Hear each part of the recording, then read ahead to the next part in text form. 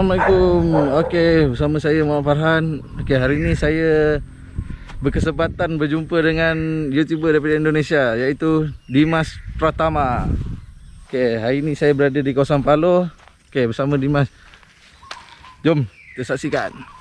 Okey, sebelum kita mulakan, bantu saya dengan klik button subscribe dan juga tombol loceng untuk info selanjutnya, dan juga jangan lupa klik like.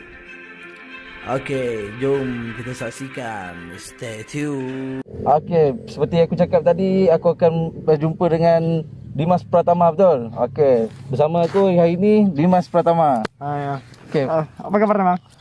Baik, alhamdulillah. Sama.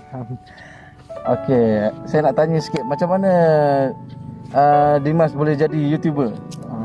Macam mana boleh terfikir nak jadi YouTuber? Oh itu. Jadi waktu saya ini jadi YouTuber, belum banyak lah orang yang buat dulu. Tentang sawit ya, Oh, tentang sawit belum lama yang buat lagi lah. Belum. Konten sawit ya belum ada. Jadi saya ingin membuat lah dulu, belajar. Wah ternyata banyak juga viewersnya gitu. Jadi saya fokusin terus. Wah jadinya alhamdulillah lah. Oh, gitu. Sekarang Dimas Pratama ni seorang YouTuber sawit yang berjaya. Dia dia menunjukkan macam mana kita angkat buah sawit. Jangan Dimas. Ya betul. Macam mana lori sawit di Indonesia dan di Malaysia. Betul. Yang setakat yang saya tengok lah. Ya. Okey. Saya nak tanya, macam mana Dimas boleh sampai ke Malaysia? Inilah yang banyak perceritanya, apa yang dibilang dari penonton saya pun, penonton Dimas Pratama. Sebagian penonton Dimas Pratama udah banyak yang tahu juga lah. Saya di dekat Indonesia kan, di Indonesia maksudnya. Saya dipecat kerja macam itu gara-gara ini tadi, gara-gara konten YouTube. Oh, disebabkan konten YouTube ni Dimas Pratama dibuang kerja? Iya, ya dibuang kerja. Kalau cakap sini dibuang kerja ya. Dibuang kerja. Itulah gara-gara itu saya dibuang kerja. Kau banyak main-main video lah di ini Toki cakap sama saya. Itulah, ya udah kalau memang saya dipecat, itulah saya tekad nak apa di sini, menumpang cari rezeki lah di Malaysia. Di Malaysia. Saya menumpang cari rezeki lah di Malaysia ini, di jiran ini, negara Malaysia. Oleh karena itu, karena saya udah nggak dipakai kerja di sana, udah dipecat macam itu. Saya kerja di sinilah. Sekalian cari pengalaman dan cari duit lebih lah, mudah-mudahan lah ada. Okey, saya nak tanya, macam mana perasaan mula-mula nak tinggalkan anak isteri? Ya Allah, itulah. Memang kalau meninggalkan anak istri itu sebenarnya Pak beratnya. Nggak ada lah kalau seorang ayah ingin meninggalkan anaknya itu. Berat rasanya, berat gitu. Tapi istri.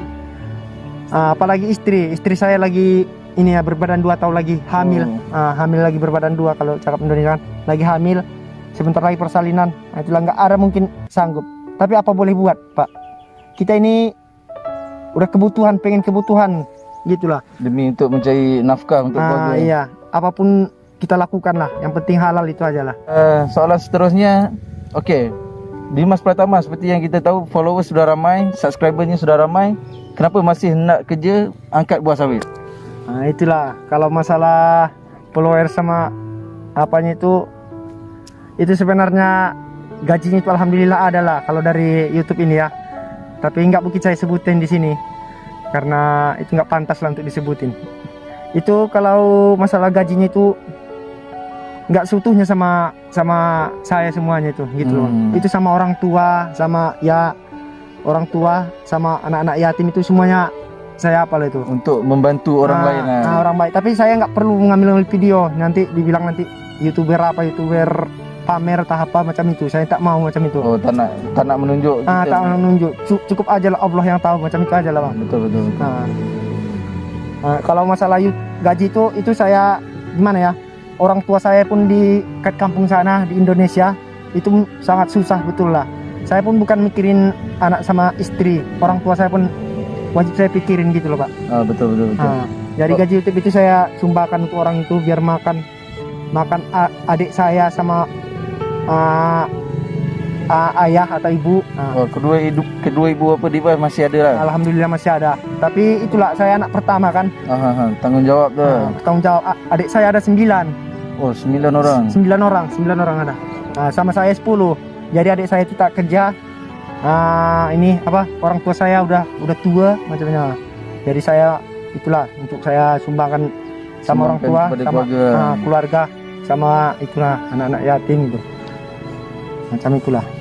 Soalan seterusnya. Okey, Dimas Pratama rasa berapa lama Dimas akan berada di Malaysia?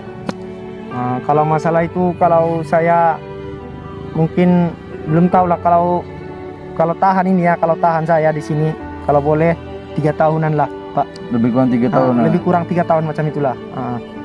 Soalnya pun gimana ya, nanti istri saya pun melahirkan, nanti dia yang mengurus anak saya, yang ngapain nanti semuanya. Anak saya yang kedua nanti kalau udah keluar tak pernah lihat bapaknya, itulah. Anak yang kecil keluar tak dapat lihat Bapaknya ya. satu pengorbanan yang amat besar. Iya, macam itulah. Usaha sungguh-sungguh kerja di Malaysia. Iya. Saya ada satu soalan.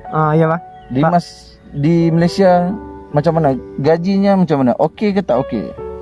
Sebenarnya kalau masalah saya gaji itu jujur apa gimana ini? Jujur ya? Jujur lah ini. Terbuka aja ya. Terbuka. Tidak ada setting-settingan ya. Jadi kalau saya kerja di Malaysia ini jujur ya, saya cuma dapat 500 lah bersihnya itu. Oh, bersih 500. 500 ringgit ya. RM 500. Macam itulah. Macam mana, cukup tak untuk diberi di keluarga di kampung, anak bini di sana? Ya kalau masalah itu sebenarnya dicukup-cukupin aja lah macam itu. Sebenarnya nggak cukup ya, tapi mau gimana lagi? Allah itu lah segitu mengasih sama kita rezeki, ya nggak mungkin kita mau apa lagi? Mau tolak. Mau tolak, kita syukurin aja, kita cukupin aja macam itulah. Nak tanya, okey. Ya. Bagaimana perbezaan kerja daripada di Indonesia dan juga di Malaysia? Sebab saya tengok Dimas di Indonesia lorinya lain, Iya. dan di Malaysia lorinya pun lain. Macam mana? Ada perbezaan kerja tak antara di Indonesia dan juga di Malaysia? Ini bukannya membeza-bezakan ya, bukan apa ya. Ini semua soalan. Soal kalau menurut saya berbeza lah kalau masalah dekat di Malaysia, di Indonesia, dekat Indonesia itu terlalu ekstrim lah kalau bagi saya. Ekstrim, terlalu gila macam itulah. Dia macam apa ya? Lorinya pun saya tengok tinggi. Tinggi betul. Itu aja lorinya udah terasa. Kita punya tenaga habis terkuras macam itulah. Tapi kalau kat Malaysia ini agak senang sedikit lah macam itu Pak. Kita cuma penat itu aja, cuma penat jalan. Kalau dia punya bak atau pagar itu agak rendah macam itu. Dan macam mana? Agaknya di Malaysia baik ataupun di Indonesia lebih baik? Yang mana lebih mudah? Kalau menurut saya kalau lebih mudah di Malaysia inilah, lebih enggak terlalu kuras sekali tenaganya. Tapi itu aja, di Malaysia ini saya tak biasa jalan macam itu, angkat buah ini, itu aja. Belum terbiasa. Jalan kalau macam kat Indonesia dia cuma satu longgok 3 tan macam itu. Kalau kat sini dua tandan, 3 tandan macam itu, tapi jalan terus. Kalau kat Indonesia tak jalan. Satu longgok aja. Satu longgok saja. Iya, macam itu. Okey, saya ada satu soalan Dimas. Okey, di Indonesia saya tengok sebelum naikkan di lori dia ada buat satu timbangan. Iya. Itu apa benda tu Dimas? Itu ya timbang macam itulah. Dia kalau dekat Indonesia itu dia ditimbang di tempat dia macam itu. Tak macam di sini timbang di rem kan. Kalau sana timbang di tempat, langsung bayar di tempat ada juga. Maksud sebelum naik lori dah ditimbang dulu? Iya, ditimbang dulu berapa tan.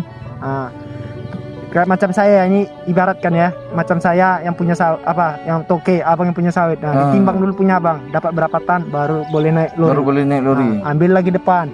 Berapa 3 tan lagi, timbang lagi. Dapat 3 tan macam itu. Sampai dia 10 tan, ada yang 11 tan macam satu lori. Dia berbeza. Di Malaysia kita naikkan di lori, bawa ke rem, baru timbang. Di sana timbang dahulu baru naik lori. Iya betul lah. Macam itu dia. Itu perbezaan antara cara timbang buah di Malaysia dan juga di Indonesia. Iya. Okey, sekarang kalau boleh penonton-penonton semua nak tahu latar belakang Dimas Pratama, boleh Dimas ceritakan sedikit latar belakang diri? Tentang ini maksudnya tentang apanya ini? Masalah umur, nama, dan sebagainya. Sudah berkahwin ataupun bujang lagi? Boleh Dimas ceritakan sikit latar belakang? Boleh. Saya lahir tahun 89 89. 89. Saya lahir di Kota Padang. Terus saya udah punya istri dan punya mau menjadi punya 2 anak, mau menjadi 2 macam itu. Sekarang mempunyai seorang anak dan satu lagi dalam kandungan. Dalam kandungan, nak persalin lagi. Sudah mau masuk 2 lah. Sudah mau masuk 2 macam itulah. Macam itulah saya pun harus kerja macam itulah.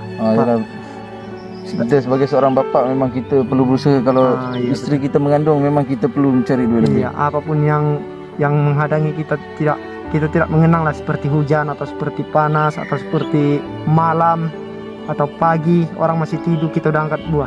Seperti inilah kami pun, orang masih tidur, kami ini tadi orang masih tidur, kami udah angkat buah, hujan-hujan lagi sama Sani, Bang Sani. Begitu besar pengorbanan seorang ayah. Iya begitulah Bang. Dimas membesar di mana tuh? Kalau saya membesar di rantau. Di rantau Pak. Iya, besar di rantau. Saya tak lulus sekolah lah. Kalau di sini sekolah rendah lah. Saya tak lulus sampai kelas 3 namanya. Saya sampai kelas 3 itu aja udah keluar. Itu bukan bukan saya tak mau sekolah. Memang itu keadaannya di tahun itu, ekonomi keluarga. Keluarga betul-betul lah sangat susah sekali. Itu saya pun sekolah pun tak pakai tak pakai kasut. Saya cuma pakai slop macam ini aja. Pakai selipar saja. Pakai selipar aja saya dulu sekolah. Apa boleh buat, memang orang tua kita itu tak sanggup, tak ada untuk makan aja Pak ya kalau zaman dulu itu. Kalau zaman saya kecil. Itulah, daripada itu saya berhenti sekolah, saya pergi merantau ke sana ke sini ke sana sampai udah berapa puluh tahun saya merantau. Udah lama lah. Kalau 20 tahun adalah saya merantau. 20 lebih macam itulah, kurang lebih. Itulah lantaran keadaan lah yang susah sangat di kampung itu kan. Saking susahnya pun makan pun tak ada. Sampai ini cikgunya ini, mana uang sekolahmu belum kau bayar, dibilang cikgunya. Saya tanya sama bapak kan, sama ayah atau kan, Pak mau bayar uang sekolah, bilang aja sama gurumu dulu belum ada duit bapak, macam itu. Terus saya bilang sama guru macam itu, terus cikgu kan, saya bilang terus sama cikgu belum ada duit bapak. Terus saya itulah diberhentiin, tak dikasih, saya tak dikasih ambil bagi keputusan itu Bang.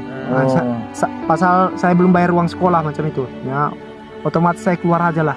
Jadi terpaksa berhenti sekolah, disebabkan tidak membayar yuran persekolahan. Iya, tak bayar yuran sekolah. Betul-betul kita dapat lihat pengorbanan perjalanan hidup Dimas begitu susah, begitu mencabar. Alhamdulillah ada juga hikmahnya lah, saya jumpa orang Lombok sama bapak ini juga, Pak Polis dari Malaysia yang baik hati. Saya dapat berjumpa lah, itulah memang ada hikmahnya. Tapi orang semuanya bilang gimana ya, enak lah jadi YouTuber macam ini. Tapi itulah kadang nggak tahu orang itu di belakang kesusahan kita itu, sewaktu dulu kita merintis atau apa macam itu. Oke, saya nak tanya pasal saya baru belajar lagi. Pas berkenaan YouTube nih. Jadi saya nak tanya Dimas pernah tak Dimas buat video dikecam, dibully di YouTube? Pernah. Tak di YouTube pun pernah, langsung pun kita lagi ngoplok ini ya, lagi vlog. Pernah juga, tapi itulah namanya kita pun lagi merintis, kita harus sabar lah, sabar semuanya. Itulah yang pernah saya bilang sama bapak ya, pakai saya dulu tripodnya itu pelepah sawit itu. Jadi saya belah tengahnya, letakkan itu HP di tengahnya, udah ngomong kayak gini.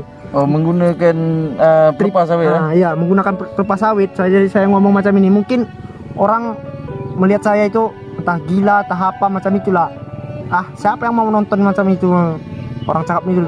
Pokoknya orang itu kebanyakan merendahkan lah. Merendahkan seseorang. Tak ramai yang sapa. Tak ada. Di permulaan dulu kalau di permulaan dulu memang tak ada lah memang. Kalau sedih lah pokoknya, pengen berhenti, tapi ini mungkin jalan satu-satunya kita untuk menuju sukses. Macam itulah saya berpikirkan. Tantangan ini kita harus sanggup melewatinya, menghadapi cabaran. Oke, buat teman-temanku semuanya, janganlah suka orang atau meremehkan orang, melihat orang sebelah mata, janganlah ya teman-teman. Usahakan kita melihat orang itu, biarpun kita nggak suka sama seseorang itu, mending kita diamin aja.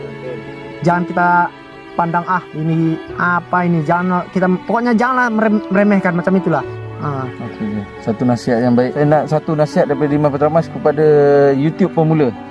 Masalah yang Bapak tanya itu memang banyak lah yang bilang sama saya atau yang cakap sama saya. Ini pun buat YouTuber pemula ya, janganlah sempat gentar ataupun mundur apabila ada orang yang menghujat kita, jangan sempat berhenti gitulah. Pokoknya kita itulah tandanya kita untuk mau sukses. Kalau nggak ada orang yang hujat kita nggak bakalan sukses itu. Memang mereka itulah yang membuat kita semangat, menaikkan semangat. Buktikan sama orang itu bahwa kita bisa, macam itu aja lah intinya. Jangan kita sampai patah semangat. Itulah pesan saya buat YouTuber dan jangan lupa sholat. Okey. Ada tips tak untuk YouTuber pemula?